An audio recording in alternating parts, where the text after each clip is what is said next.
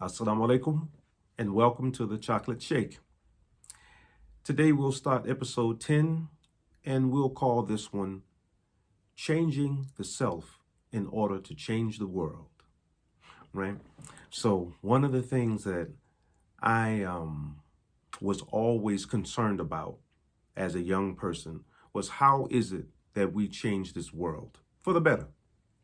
What is it that I could do, or how can I contribute to making this world a better place, right? You don't want to be born and go through this world, live it, and then die, and you left no marker. You did nothing to advance this world, help the world, make the world more beautiful, etc., right? This is one of the concerns I had, at least when I was a young man.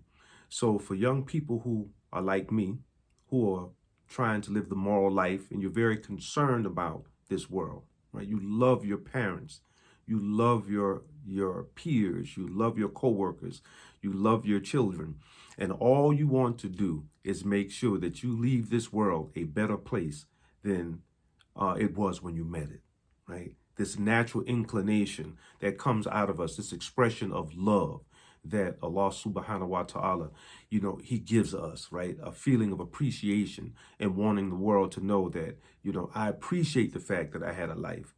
I appreciate the fact that I'm here. I appreciate the fact that I could love and give love and be loved, right? That I could, a sense of gratitude washes over one when you start to contemplate about yourself and your place in this world. So one of the things that I wanted to do is I always wanted to leave things better than they were when I met them. In any situation, no matter what it is, I've always wanted to make sure that when I came on the scene, I left that situation better than it was before I got there. All right, so now, how do we change this world?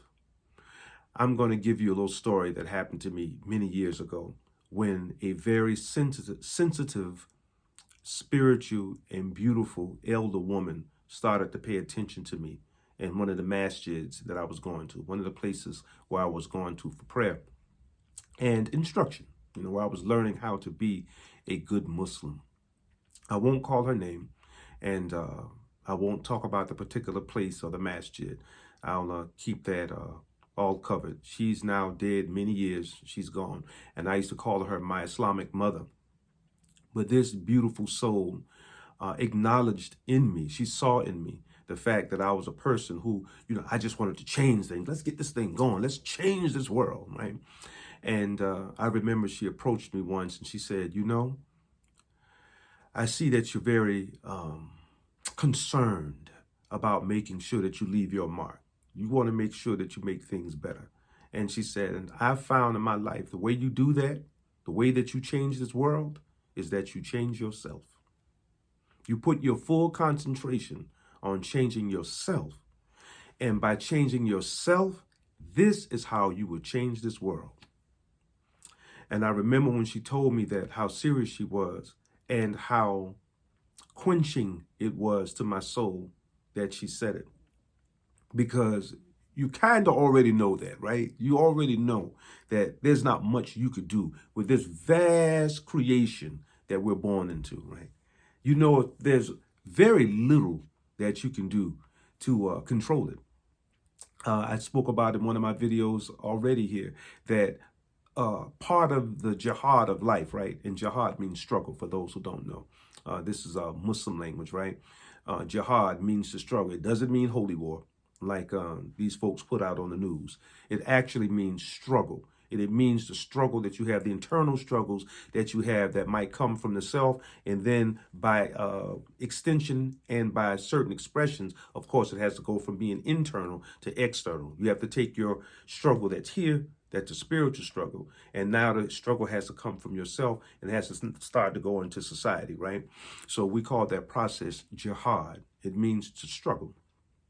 And so we know that when you look at this vast universe, you have to ask yourself, what is it here that you can control? And what you quickly find out is that you can only control what's between here and here, right? You could only control what's between your two shoulders, and I mean yourself. And even in the jihad of controlling the self, We have many ups and downs and ins and outs, and you start to find as you grow older who you really are. Part of that internal struggle is to find out who you are. And then once you find out who you are, then step by step, you find mechanisms by which you can control the person between here and here, right? And then once you get a control over this, over self, now you could talk about how is it that yourself can move into this vast universe that you were born into. And now what is it that you can affect? What is it that we can affect in this universe? But first things first, how is it that we change the self in order to get at the greater goal of changing our world, changing our families, our clan, our tribe, our nation, and then by extension, maybe the world? How is that? So the first thing we have to concentrate on, in my humble opinion, is making sure that we take some time out to contemplate. You have to sit down and think it through about who am I and why am I, or how am I? No, what am I? Right? Go back to the very basic, essential questions that one should ask himself when he's about a teenager, in my opinion. When you get about 16, 17, 18, before you go off to college, these are things that a young person, especially young men, need to ask themselves so that they can better prepare their minds and their souls for going out into the world. So our Prophet Muhammad, on him be peace, again, we're going back to the great divines, right? Our Prophet Muhammad, on him be peace, told the Muslim community, he said, 1 hour of contemplation is better than 1 whole year of worship, end quote. 1 hour of contemplation is better than a whole year of worship. So what is our prophet telling us, on him be peace?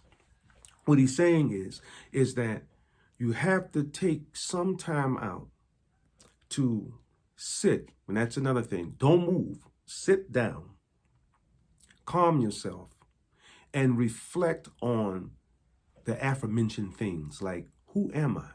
Who am I really? Am I this body? Am I this face? Am I these fingers? What am I? Does this body really contain a soul? These are things you have to think about. Am I really a soul and not the body? And the body is just a container of this soul. Where did the soul come from?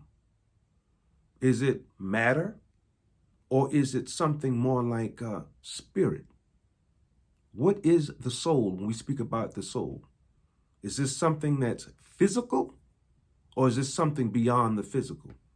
And if it's beyond the physical, then am I physical and spiritual?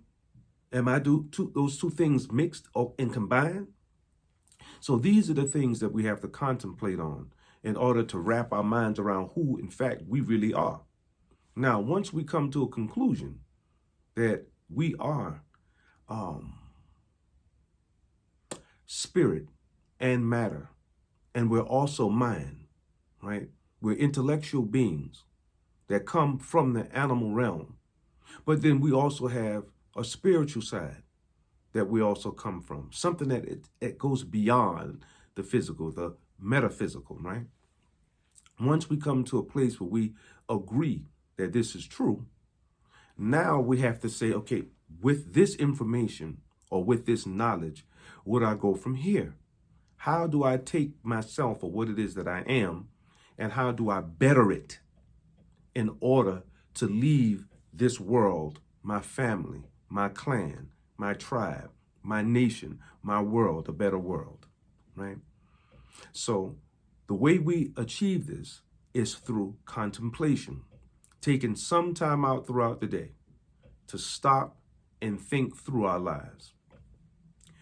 Using the model of Muhammad, on him be peace, he did that twice a day from what it is that I could gather from my studies.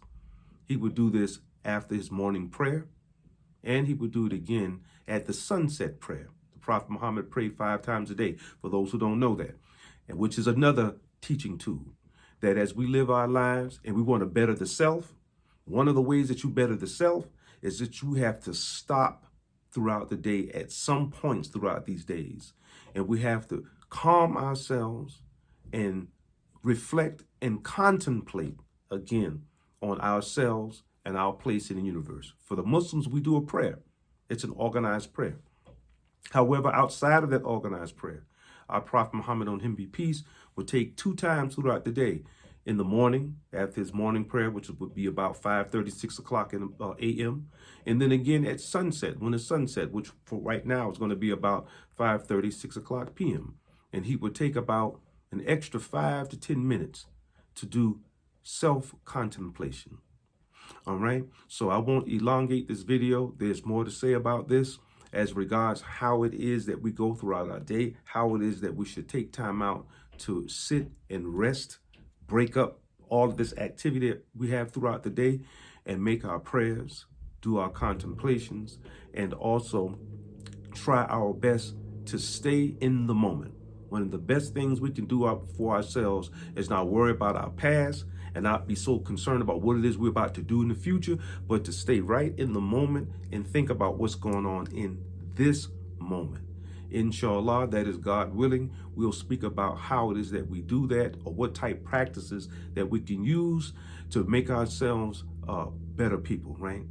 To change ourselves so that we can change this world.